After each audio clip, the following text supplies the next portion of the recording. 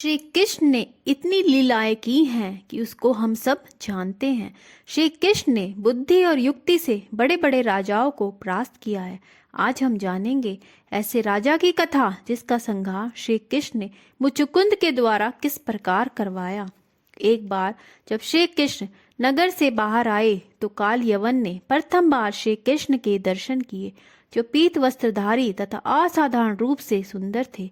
काल यवन के सैनिकों के समूह के मध्य से जाते हुए श्री कृष्ण ऐसे शोभायमान हो रहे थे जैसे मेघ समूह के मध्य चलता हुआ चंद्रमा शोभित होता है।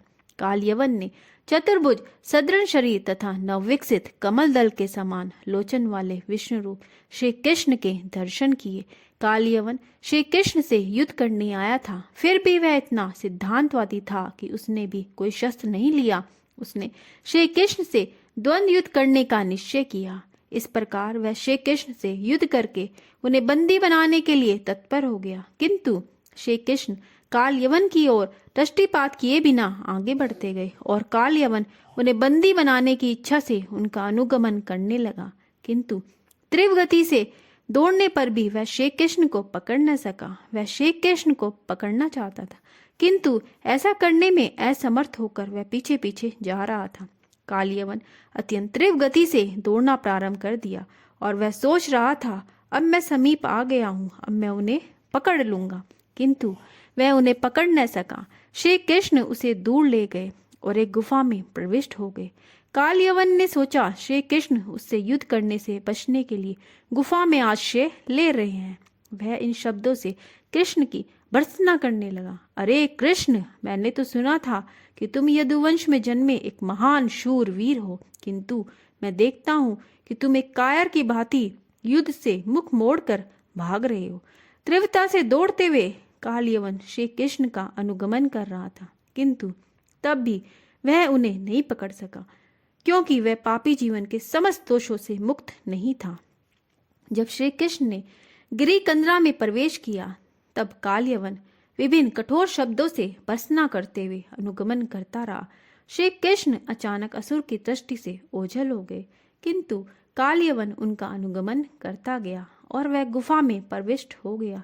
उसने कंदरा के भीतर सर्वप्रथम एक व्यक्ति को सोते हुए देखा। काल यवन श्री कृष्ण से युद्ध करने को अत्यंत अधीर था। जब उसने वहां श्री कृष्ण को नहीं अपितु उनके स्थान पर एक व्यक्ति को सोते हुए देखा, तो उसने सोचा श्री कृष्ण ही कंदरा में सो रहे हैं। काल यवन को अपने बल का बहुत घमंड था और उसने विचार किया श्री कृष्ण उससे युद्ध करने से बचना चाहते हैं, अतः सोए हुए व्यक्ति को श्री कृष्ण समझकर उसने उस पर एक तीव्र पदाघात किया। वह सोया हुआ व्यक्ति दीर्घ काल से सो रहा था। काल यवन के पदाघात से उसकी निंद्रा टूटी तो उसने तत्काल अपने नेत्र खोलकर समस्त दिशाओं में देखा। अंततः उसने अपने समीप खड़े काल यवन को देखा। उस व्यक्ति की निंद्रा असमय भंग कर दी गई थी, अतः वह अत्यंत क्रोधित हो उठा।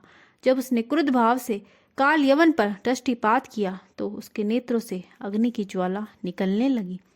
क्षण मात्र में काल यवन जलकर भस्म हो गया। जब महाराज परीक्षित ने काल यवन के भस्म होने की इस घटना को सुना, तब महाराज परीक्षित ने सुखदेव गोस्वामी से उस शयन करते हुए व्यक्ति के विषय में पूछा।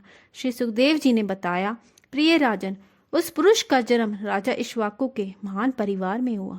वह महान राजा मानधाता का पुत्र था और मुचुकुंद के नाम से प्रसिद्ध था। कार्तिकेय के नाम से विख्यात देवताओं के सेनापति राजा मुचुकुंद के युद्ध कौशल से अत्यंत प्रसन्न थे, किंतु एक बार कार्तिकेय ने राजा से कहा कि वे असुरों के युद्ध करने में अत्यंत कष्ट उठा चुके हैं, अतः अब वे युद्ध से अवकाश लेकर विश्राम करें। मुचुकुंद को इस प्रकार संबोधित करते हुए देवताओं ने उनसे कहा कि मुक्ति के वरदान के अतिरिक्त वह उनसे अपनी रुचि के अनुसार कोई भी वरदान मांग लें। भगवान विष्णु के अतिरिक्त और कोई भी प्राणी मुक्ति देने में समर्थ नहीं है। राजा मुचुकुंद अनेकानेक वर्षों से सोए नहीं थे। वे युद्ध के कर्तव्य में संलग्न थे, इसलिए बहुत थके हुए थे। अतः जब देवताओं ने वरदान मांगने को कहा तो मुचुकुंद को केवल निंद्रा का विचार आया। उन्होंने इस प्रकार उत्तर दिया, देवताओं में श्रेष्ठ प्रिय कार्तिकेय, अब मैं सोना चाहता हूँ। मैं आपसे यह वरदान चाहता हूँ कि कोई मेरी निंद्रा में बाधा डालने का प्रयास न करे और मुझे असमय उठाए, उसे मैं केवल एक दृष्टिपात से भस्म कर दूं। देवता कार्तिकेय सहमत हो गए और उन्होंने यह भी वरदान दिया कि वे पूर्ण विश्राम ग्रहण करने में समर्थ होंगे।